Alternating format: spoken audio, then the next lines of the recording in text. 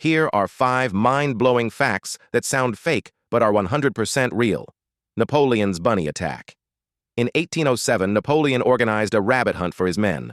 The rabbits, instead of running, charged at him.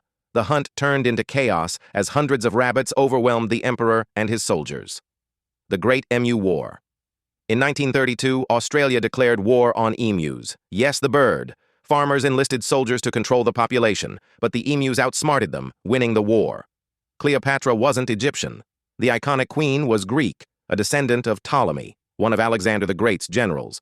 She embraced Egyptian culture but hailed from a Macedonian dynasty. The dancing plague of 1518. In Strasbourg, people danced uncontrollably for days, with no explanation. Some even danced to their deaths. Historians still debate what caused this bizarre event. President Taft got stuck in a bathtub.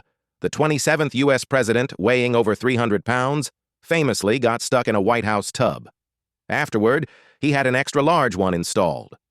Truth is often stranger than fiction, and history proves it time and again.